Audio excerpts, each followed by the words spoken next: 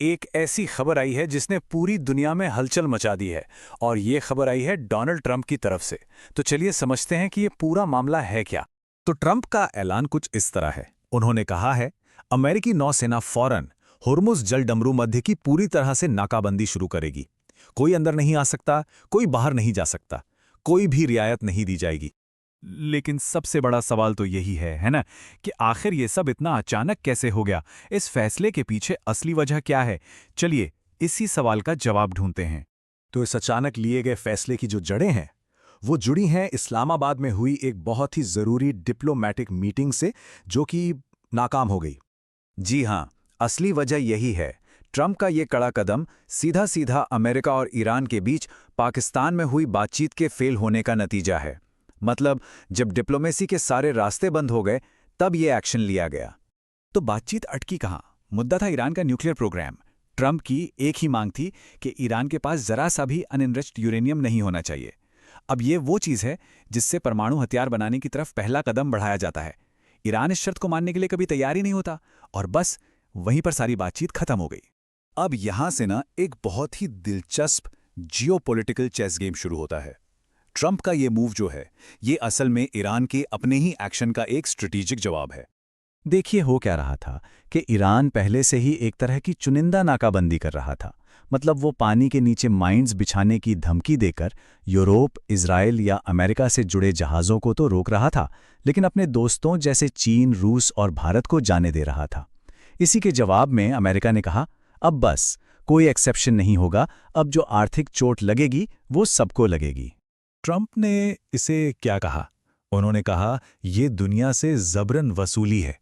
उनका कहना था कि ये ब्लैकमेल है, और उन्होंने साफ कर दिया कि यूनाइटेड स्टेट्स ऑफ अमेरिका को कभी भी ब्लैकमेल नहीं किया जा सकता, और यही वजह बता के ये पूरी की पूरी नाकाबंदी कर दी गई।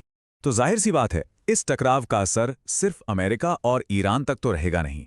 इसका असर पूरी दुनिया पर, खास करके अंतर्राष्ट्रीय बाजारों पर पड़ना तय है।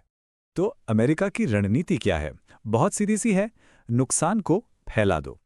ट्रंप ये चाहते हैं कि जिन देशों पर अब तक असर नहीं पड़ रहा था, अब उन्हें भी आर्थिक दर्द महसूस हो। ऐसा क्यों? ताकि सारे देश मिलकर ईरान पर दबाव बनाएं कि भाई हॉर्मुज़ का रास्ता खोलो। और इस खेल में चीन को काबू में रखने के लिए ट्रंप ने एक बहुत बड़ी धमकी भी दी है। चीन ईरान का एक बड़ा साथी है, तो अगर चीन ईरान को कोई भी मिलिट्री इक्विपमेंट सप्लाई करता हुआ पकड़ा गया, तो उस पर सीधा सीधा 50% का भारी भरकम टैरिफ लगा दिया जाएगा। लेकिन इन सब के बीच एक और बहुत ही संगीन शक सामने आ रहा है।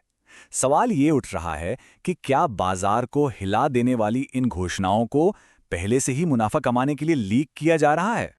एक पैटर्न साफ साफ नजर आ रहा है। देखिए होता क्या है, पहले एक बड़ी घोषणा की प्लानिंग होती है, फिर ठीक उससे पहले करीब $1 अरब के बहुत बड़े बड़े सौदे होते हैं, वो भी गुमनाम तरीके से।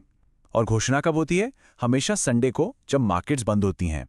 और फिर जैसे ही मंडे को मार्केट खुलती है, ये ट्रेडर्स पहले से तय रिएक्शन पर भारी मुनाफा कमा लेते हैं। चलिए अब बात करते हैं इस पूरी विदेश नीति पर हो रही आलोचना की। जो सोर्स है, उसके मुताबिक ये नीति पूरी तरह से एक सर्कस बन चुकी है, बिना किसी दिशा के।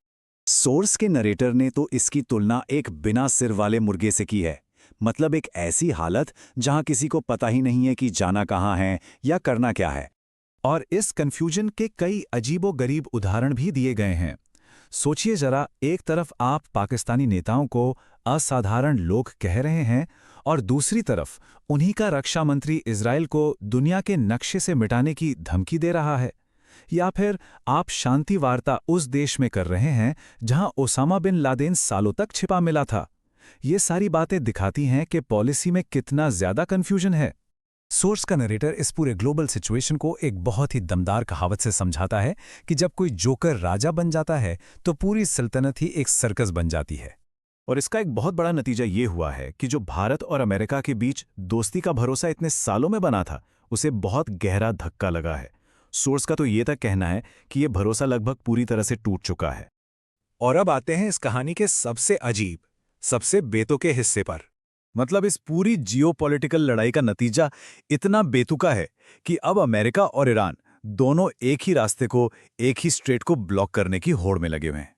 एक दूसरे से कंपटीशन कर रहे हैं कि कौन इसे बेहतर तरीके से ब्लॉक कर सकता है।